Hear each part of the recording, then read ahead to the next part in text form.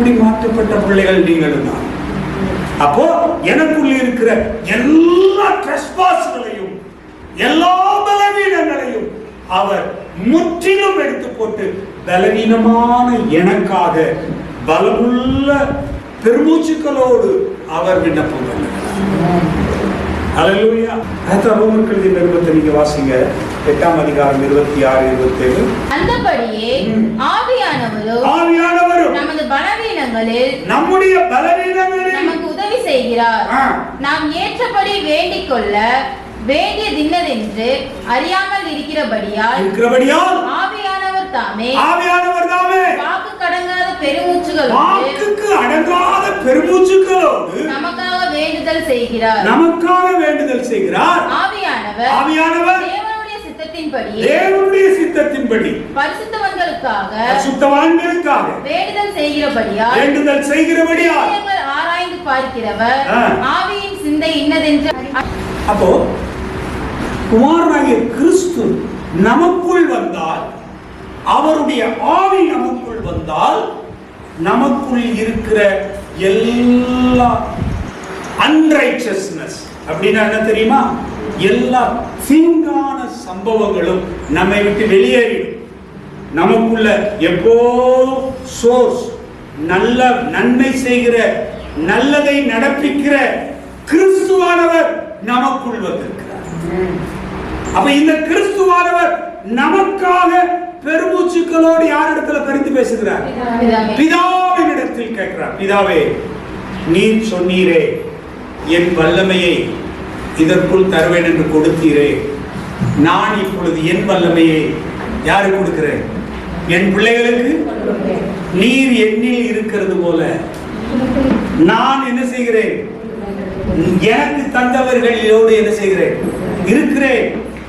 இவர்கள் நம்மை உடையவர்கள் அல்லவா, நம்முடையவர்கள் அல்லவா என்று கிறிஸ்துவானவர் லாயராயிருந்து உங்களுக்காக பரிந்து பேசுவார்.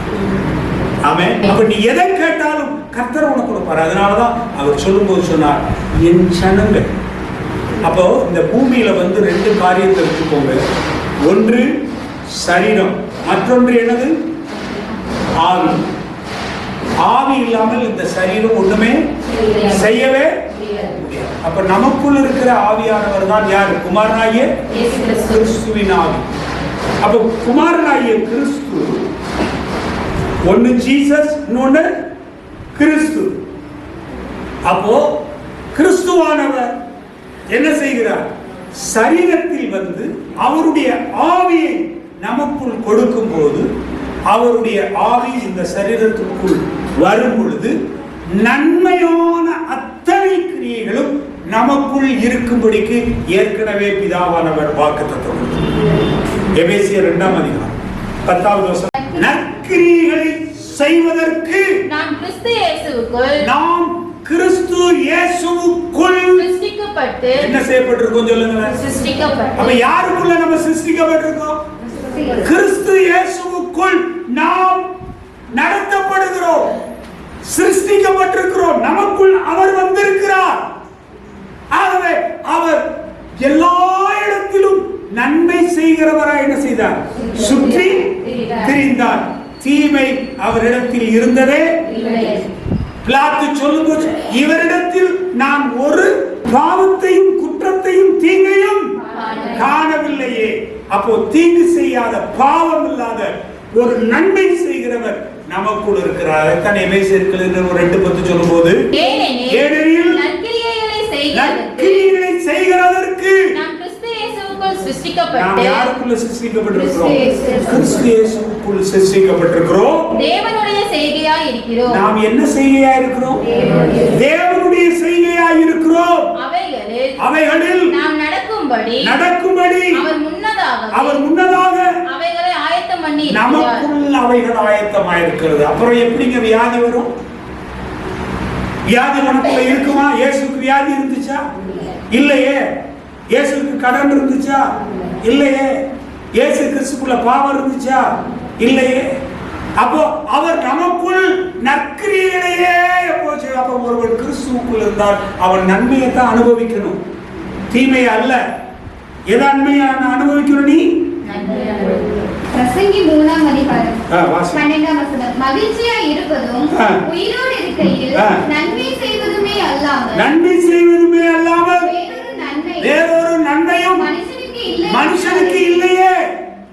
அடுத்தது அன்றியும் மனுஷர் யாவரும் குடித்து சகல பிரயாசத்தின் பலனையும் அனுபவிப்பது தேவனுடைய அனுக்கிரகமே. இத்தனை திருஷ்டாந்தமான வசனங்கள் உங்களுக்கு தெரிந்திருக்கிறது அல்லவா? அப்படியானால் இந்த வசனங்களை எல்லாம் கேட்டிருக்கிற நீ இந்த வசனத்தின்படி ஆண்டவரிடத்திலே தைரியமாக என்ன செய்யணும்? தைரியமாக பிரார்த்தனை பண்ணலாமே, டிமாண்ட் பண்ணலாமே, கேட்கலாமே. கேட்கும் போது அவர் இல்லை என்று சொல்லவே முடியாது. காரணம், அவர் இல்லை என்று சொன்னால் பொய்யானவர். ஆகவேதான் இயேசு சொன்னார், என் நாமத்தில் நீங்கள் எதை கேட்டாலும் நான் அதை உங்களுக்கு என்ன செய்வேன், தருவேன். இவ்வளவு திருஷ்டாந்தம் இருக்கும் போது நீ ஜெபத்துக்கே வரலைன்னா, ஜெபமே பண்ண மாட்டேன்னு சொல்லிட்டா எப்படி நீ நன்மையை பெற முடியும்? ஜெபிக்கிற பிள்ளைகளுக்குள் கிறிஸ்துவானவர் இந்த சோசோட உள்ள வந்து உட்கார்ந்துக்கிறார். இவருக்குள்ள இருக்கிறது பூரா யாருடையது? பிதாவினுடைய பரலோக ராஜ்யத்துக்குரியது. அதனாலதான் ஜெபம் பண்ண எங்களுக்கு கற்றுத்தாரும் ஆண்டவரேன்னு சொன்ன உடனே முதல் ஜெபம் என்ன சொன்னாரு? 11:2. அதற்கு அவர், நீங்கள் ஜெபம் பண்ணும்போது பரமண்டலங்களில் இருக்கிற எங்கள் என்ன சொன்னாரு சொல்லுங்க, எல்லாரும் வாசிங்க. பரமண்டலங்களில் இருக்கிற எங்கள் பிதாவே. அவர் ஃபாதர். யார் ஃபாதர்? ஒருத்தர் என்னுடைய அப்பான்னு சொல்ல முடியாது, நம்முடைய அப்பா. அவர் எல்லாருக்கும் என்ன விடுவர்? அப்பாவானவர். அப்போ இயேசு சொல்லுவார், நீ ஜெபம் பண்ணும்போது பரமண்டலத்தில் பரலோகத்தில் இருக்கிற எங்கள் பிதாவே கேளுங்க. எங்கள் பிதாவே, he is the source. பரமண்டலத்தில் இருக்கிற எங்கள் பிதாவே. எல்லாரும் அவர் அப்பா. அப்பா ஃபாதர். அப்பா ஃபாதர் என்றால் என்ன தெரியுமா? சோர்ஸ். அவரிடத்தில் இருந்துதான் நாம் ப்ரொடியூஸ் பண்ணப்படுகிறோம். என்ன பண்ணப்படுகிறோம்? ப்ரொடியூஸ் என்றால் தயாரிக்கப்படுகிறோம், உண்டாக்கப்படுகிறோம். ஒரு தகப்பன் தான் ஒரு குழந்தையை என்ன செய்ய முடியும்? பெற முடியும். தகப்பன் இல்லாமல் குழந்தை என்ன செய்யாது? பிறக்காது. தகப்பன் தான் பெற்றெடுக்கிறவன். அதனால் தான் பைபிள்ல அவன் இவனை பெற்றான், இவன் ஆபிரகாம் அவனை பெற்றான், ஈசாக்கு அவனை பெற்றான், யாக்கோபு அவனை பெற்றான். எங்கேயாவது பொம்பளையில சொல்லுதா? சொல்லுங்க பைபிள். அப்ப அப்பா ஃபாதர் என்றால் ப்ரொடியூசர். அவர்தான் கிரியேட் பண்ணக்கூடியவர். அதனாலதான் கிறிஸ்து சொன்னார், நீ பரமண்டலங்களில் இருக்கிற எங்கள் பிதாவே என்றால் எதையும் செய்வதற்குரிய தகுதி உடையவரே, என் தகப்பனே, நீர்தான் எனக்கு எல்லாவற்றையும் என்ன செய்ய முடியும்? செய்ய முடியும். நீர்தான் உண்டாக்க முடியும், நீர்தான் கொடுக்க முடியும். ஆகவே இயேசு கிறிஸ்து என்ன சொன்னார்? அப்பா ஃபாதர், பரமண்டலத்தில் இருக்கிற எங்கள் பிதாவே. முதல்ல நம்ம பிதாவை நோக்கி மன்றாடும்படி இயேசு நமக்கு கற்றுக் கொடுக்கிறார். இரண்டாவது என்ன சொன்னாரா? உம்முடைய நாமம் பரிசுத்தப்படுவது. அது ஒரு செப்பரேஷன் பேர். எல்லாரையும் போல அல்ல, நீ மனிதர்களை போல அல்ல. The Holy One எப்படிப்பட்டது? பரிசுத்தமானது. உம்முடைய நாமம் எப்படிப்பட்டது? பரிசுத்தமானது. அடுத்தது உம்முடைய ராஜ்யம் வருவதாக. அவருடைய ராஜ்யம் எப்படிப்பட்டதா இருக்கான்? பரிசுத்தமானதா. உம்முடைய ஹோலினஸ் எங்க வரணும்? எங்களுக்குள் வரணும். அடுத்தது உம்முடைய சித்தம் பரமண்டலத்தில். உம்முடைய சித்தம் அங்க எப்படியெல்லாம் இருக்குதோ அதுபோல பூமியிலே இந்த பூமியிலேயே வர வேண்டும். அப்படியானால் இந்த பூமியில பரலோகத்துல நீ என்னெல்லாம் உண்டாக்குறீரோ, எதையெல்லாம் நீ செய்கிறீரோ, செய்ய சித்தமா இருக்கிறோம், அத்தனை சித்தையும் இந்த பூமியிலே நான் என்ன செய்ய வேண்டும்? செய்ய வேண்டும். போ என்றால் போ, வா என்றால் வா, உட்கார் என்றால் உட்கார், எழுந்திரு என்றால் எழுந்திரு, வெற்றி பெறு என்றால் வெற்றி பெறு. எல்லாத்தையும் நான் செய்யணும். அடுத்தது எங்களுக்கு வேண்டிய ஆகாரத்தை அன்றென்று எங்களுக்கு தார். எல்லாரும் லட்சக்கணக்கில் கேட்டுட்டு இருக்கிறோம் ஆண்டவர். ஆண்டவர் என்ன சொல்றாரு சொல்லுங்க? ஒருத்தருக்கு 5000 ரூபாய் இன்னைக்கு வேணும், இன்னொருத்தருக்கு 2000 ரூபாய் தான், ஒருத்தருக்கு காசு வேண்டாம், 2 இட்லி மட்டும் போதும். அப்போ அன்று அன்று அவனவனுக்கு என்ன தேவையோ அதை அவர் என்ன செய்வார்? தந்தாரும். அப்படிதான் நீ கேட்கணும். ஆண்டவரே, இன்று எனக்கு என்னெல்லாம் தேவை இருக்குதோ அவைகளெல்லாம் தாரும் என்று சொன்னால், நீ எழும்புவதற்கு முன்பதாக உனக்கு இன்னது தேவை என்று உன் பரமபிதா அறிந்திருக்கிறபடினால் நீ எதை குறித்தும் கவலைப்படாமல் முதலாவது தேவனையும் அவருடைய ராஜ்யத்தையும் தேடுங்கள், அப்பொழுது இவைகளெல்லாம் உங்களுக்கு கூட கொடுக்கப்படும். எத்தனை திருஷ்டாந்தமுள்ள வசனங்கள் உங்களுக்கு இன்னைக்கு போதிக்கிறார். இதை விட உங்களுக்கு என்ன வேணும்? இந்த இடத்துல இவைகளெல்லாம் கர்த்தர் சொல்லி இருக்கிற போது இவைகளெல்லாம் பெரும்படிக்கு நாம் என்ன செய்ய வேண்டும்? அவருடைய கோர்ட்டுக்கு வரணும், அவருடைய சபைக்கு ஜெப கூட்டத்துக்கு வரணும். ஆராதனைக்கு அல்ல. ஆராதனை என்பது ஞாயிற்றுக்கிழமை நீ தேங்க்ஸ் டின்னர் பண்ணுவதற்காக. ஆனால் இந்த உலகத்தில் உனக்கு தேவையான சகலவற்றையும் விண்ணப்பம் பண்ணுவதற்கு நீ தேவனுடைய கோர்ட்டுக்கு, அவருடைய நீதிமன்றத்திற்கு வர வேண்டும். இங்கு வந்துதான் உன் பிரச்சனைகளை நீ கேட்க வேண்டும். அப்போ உங்களுடைய என்னுடைய வாழ்க்கையில என்ன பிரச்சனை இருக்கிறது என்றால், நன்மையை காட்டிலும் தீமை அதிகமா என்ன செய்யுது? நம்மளை சுத்தி வளைச்சிருக்கு. அது எதனால வளைச்சிருக்கு? நன்மையை குறித்த தெளிவும் அறிவும் நமக்கு தெரியாதது.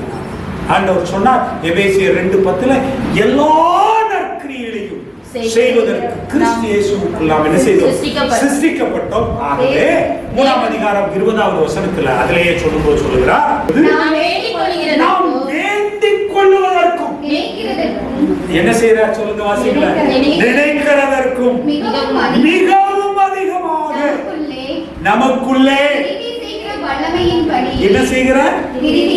கிரியை செய்கிற வல்லமையின்படியே நமக்கு செய்ய வல்லவராய் இருக்கிற அவருக்குள் சபையிலே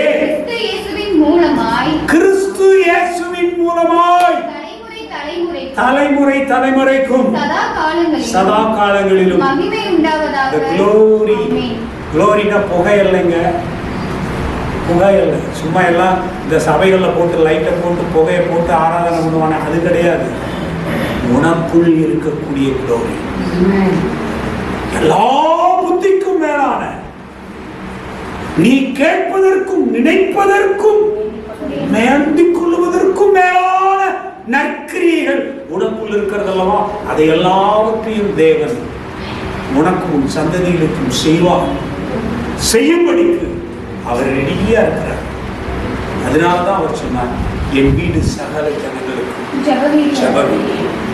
இந்த ஜெப வீட்டில் ஒருவர் மாதிரி தன்னை தாழ்த்தி தன்னுடைய பாவங்கள் எல்லாம் அறிக்கை செய்து என்னை நோக்கி, மரத்தில் இருக்கிற என்னை நோக்கி விண்ணப்பம் பண்ணினான். நான் அவன் அக்கிரமங்களை, அவன் ஜெபத்தை நான் பரத்தில் என்ன செய்வேன்? கேட்டு அவன் பலவீனங்களை எல்லாம் மாற்றி அவனுக்கு என்ன செய்வேன்? அவனுடைய வாழ்க்கைக்கு சேமத்தையும் ஆசீர்வாதத்தையும் கொடுப்பேன்.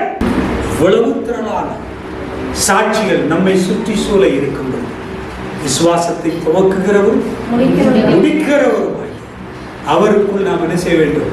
ஆண்டவரிடத்தில் விசுவாசம் உள்ளவர்களாயிருந்து கேட்டு பெற்றுக்கொள்ள வேண்டும். அப்படியானால் நீ ஆராதனைக்கு வருவதை காட்டிலும் ஜெபத்திற்கு வருவது அதிக ஆசீர்வாதத்தை உனக்கு கொண்டு வரும். எல்லாம் ஜெப வீரனாய் ஜெப பிள்ளைகளாய் மாறும் போது நீ ஆராதனையிலே வந்து மகிழ்ச்சி அடைவதை காட்டிலும் ஜெப கூட்டத்திலே நீ கலந்து கொள்ளுகிற ஒரு பிள்ளையா இருப்பாயானால் உனக்கு மிகப்பெரிய உத்தரவாதத்தை என் ஆண்டவர் கொடுக்கிறார். நீ கையிட்டு செய்கிறவைகள் அப்படியே என்ன செய்யும்? நடக்கும். உன் போக்கும் வரத்தும் இது முதற்கொண்டு என்றென்றைக்கும் பாதுகாக்கப்படும். கையிட்டு செய்கிறவைகள் எல்லாம் கர்த்தர் உனக்கு ஆசீர்வாதமாய் முடித்து தருவார். உன் சத்துருக்களுக்கு முன்பதாக தேவன் ஒரு பந்தியை உனக்கு என்ன செய்வார்? ஆயத்தப்படுத்தி இருக்கிறார். உன் தலை வெட்கப்பட்டு போகாது, நிமிர்ந்து நிற்கும். ஹல்லேலூயா. கர்த்தரிடத்திலே ஜெபிக்கிற ஜெப வீரர்களுக்கு கர்த்தர் வெட்கப்படாதபடி பிசாசுகளை துரத்தி கிறிஸ்துவின் மூலமாய் உனக்குள் வந்து இருந்து உன்னை உயிர்ப்பிக்க வல்லமை உள்ளவராய். நீ போகும்போதும் ஆசீர்வதிக்கப்பட்டிருப்பார், வரும்போதும் ஆசீர்வதிக்கப்பட்டிருப்பார். உன் மாப்பு செய்கிற கூட என்ன செய்யாது? ஒரு நாளும் குறைவுபடாது. உன் வீட்டோரங்களில் உன் மனைவி என்ன செய்வார்? உன் பிள்ளைகள் விருட்சங்களைப் போல என்ன செய்வார்கள்? இருப்பார்கள். நல்லா படிப்பாங்க. உன் பிள்ளைகளுடைய செழுமையை உன் கண்கள் காணும். ஹல்லேலூயா. இத்தனை திரளான வாக்குத்தத்தங்களை இந்த கான்ஸ்டிடியூஷன் மூலமாய் கொடுத்திருக்கிறார். ஆண்டவரே, நீர் கொடுத்த இந்த பைபிள் படி, இந்த வசனத்தின்படி, இந்த சட்ட புத்தகத்தின்படி நானும் என் வீட்டாருமோ என்றார் கர்த்தரை சேவிக்கும்படிக்கு ஒவ்வொரு பிரார்த்தனை கூட்டத்திலும் கலந்து கொள்ளுகிறோம். அப்படி நீங்க உங்களை ஒப்புக் கொடுங்க. நீங்க ஆண்டவரிடத்துல ஜெபிக்கிற ஜெப வீரர்களாக முதலாவது மாறுங்கள். ஆராதனை செய்கிறவர்களா இரண்டாவது மாறுங்கள்.